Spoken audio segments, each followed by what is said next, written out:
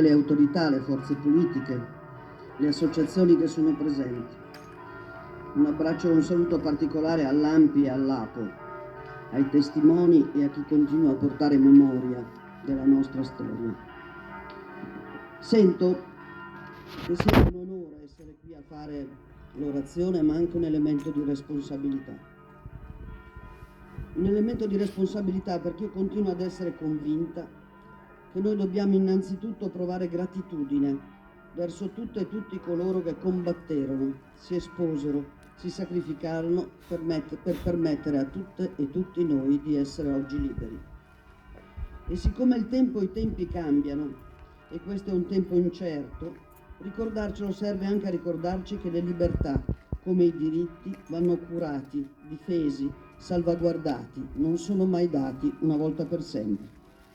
Sapere che sono quei diritti e quelle libertà di ognuno e quindi non è solo responsabilità individuale, ma è dovere e necessità della collettività difenderli e continuare ad agirli.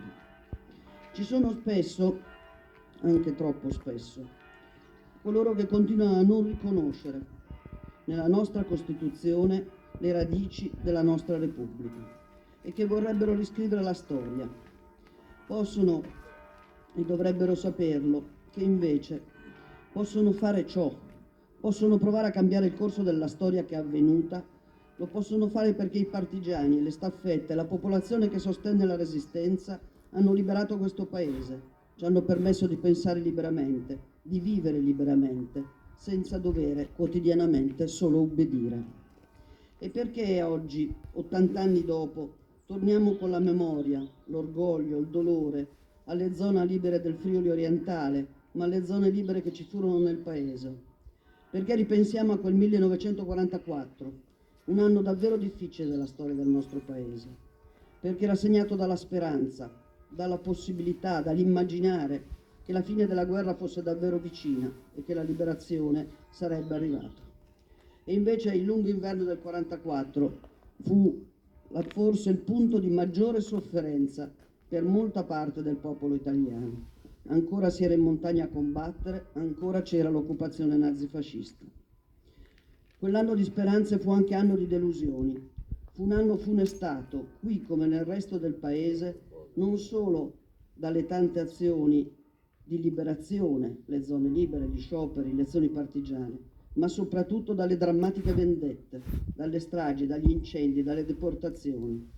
Le risposte che diede il Terzo Reich ai fascisti alla lotta di liberazione.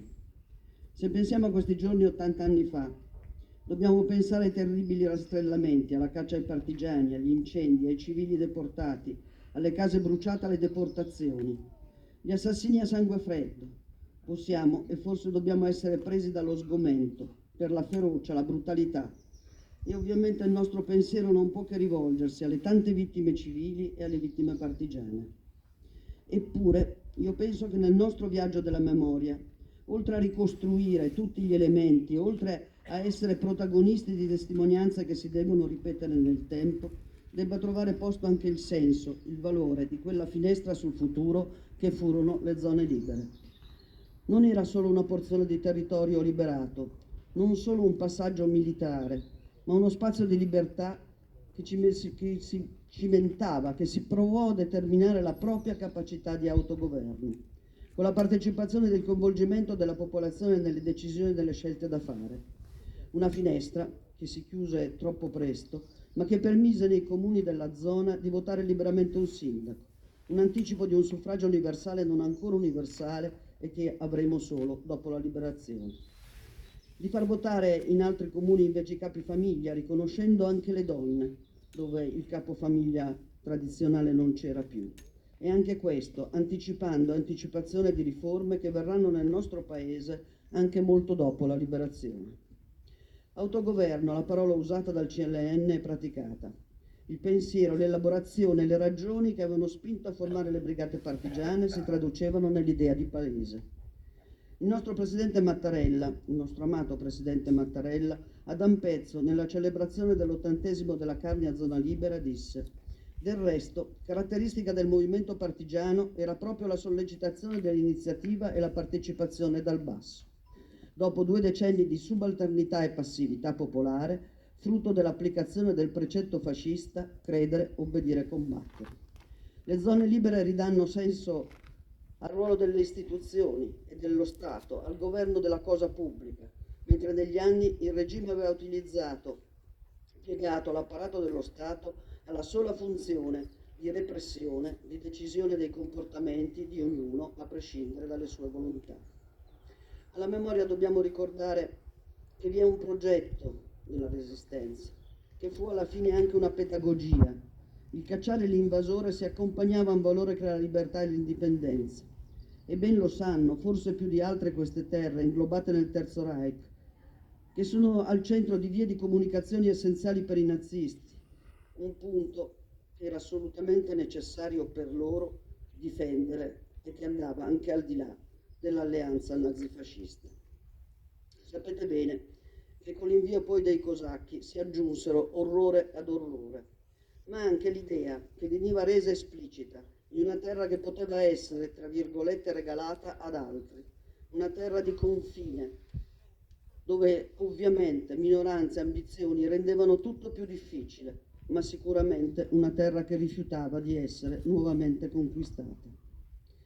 Dove ci fu un'unità essenziale per arrivare alle zone libere, ma anche rotture che portarono a fratture da ricucire e ricucire nel tempo.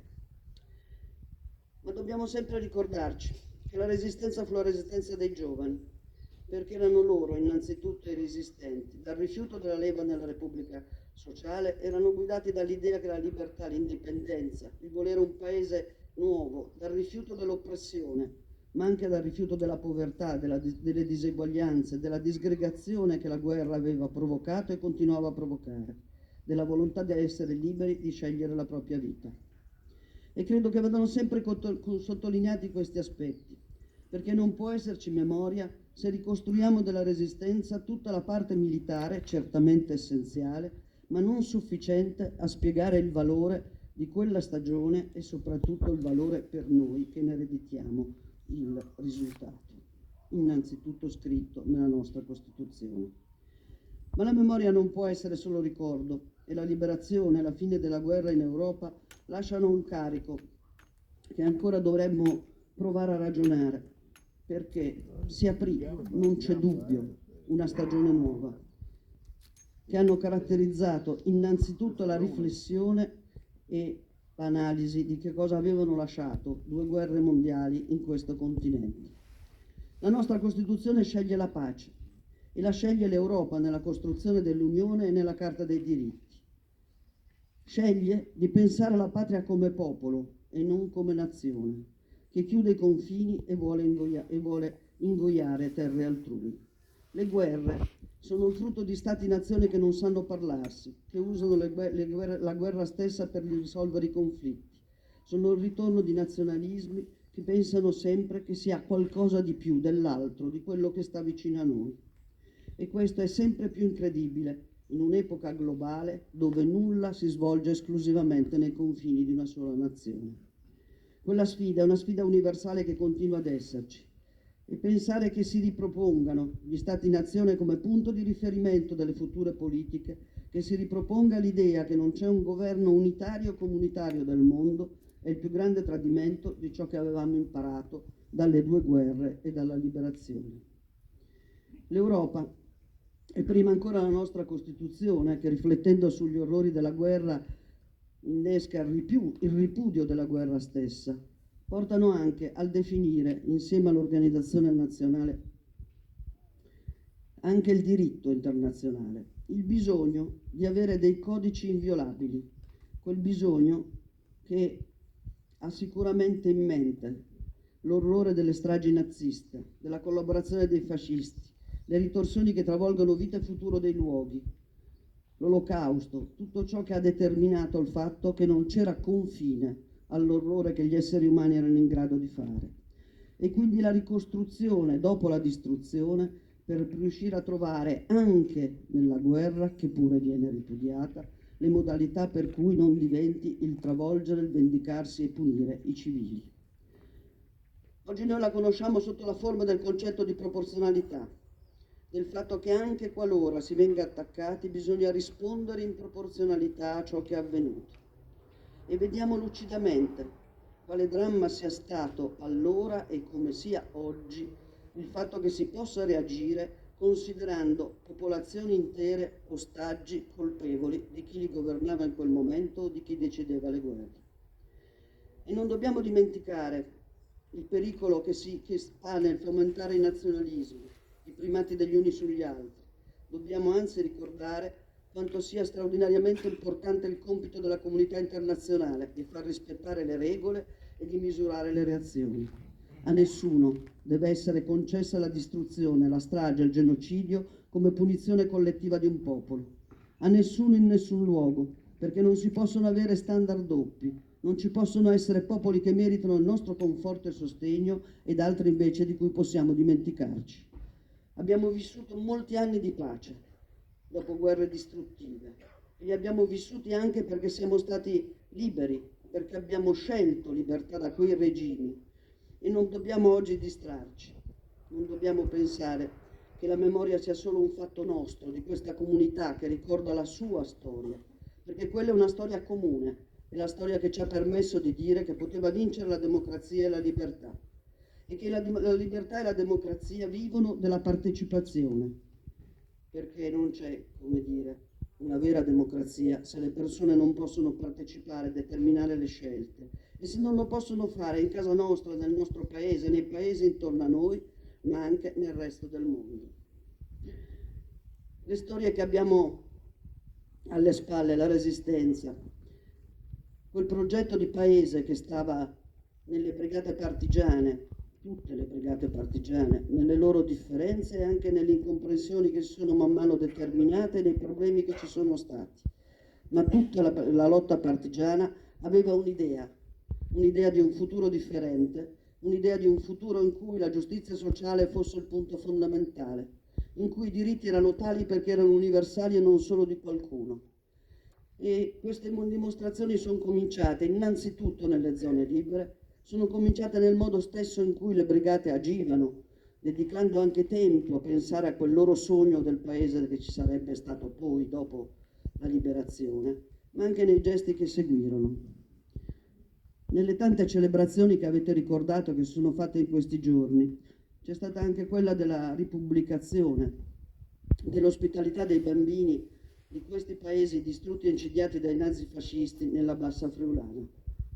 Ebbene, quella scelta è una scelta che fecero famiglie operaie e contadine, non certo benestanti, non certo, come dire, passate indenni dalla guerra che colpiva e distruggeva il paese in quegli anni. Eppure davano il senso del bisogno di ricostruire, non solo per sé come singoli, ma nel vedere anche la ricostruzione per gli altri, del fare nella dimensione collettiva. E in particolare dedicavano l'attenzione ai bambini e ai tempi in cui i bambini e le bambine dovevano trovare ospitalità perché potessero andare a scuola, perché c'era l'idea che bisognava costruirlo questo futuro e che l'istruzione fosse un punto fondamentale di quel percorso. E che cos'è la memoria se non far parte di ciò che ti istruisce a diventare cittadino del paese in cui vivi? E se pensiamo a questi, a quei gesti e tantissimi altri che probabilmente non conosciamo neanche tutti, che sono seguiti nella lunga stagione di ricostruzione del nostro paese, avremmo già la risposta, l'altra faccia di quell'individualismo che determina sempre di più solitudine ed abbandono.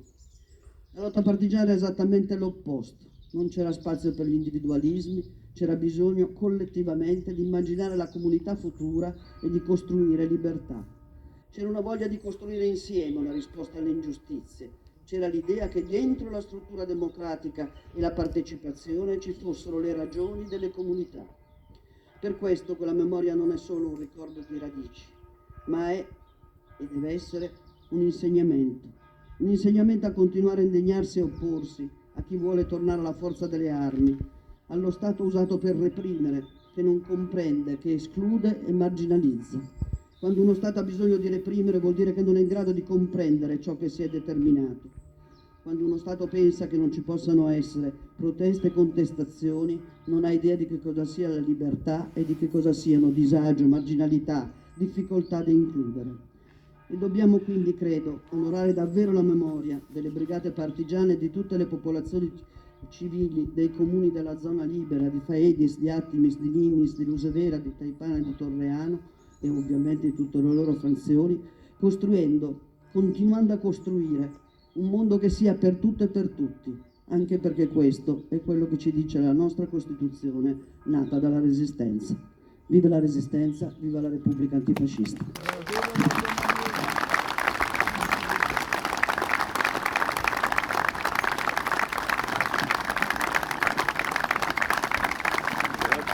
Grazie senatrice per questa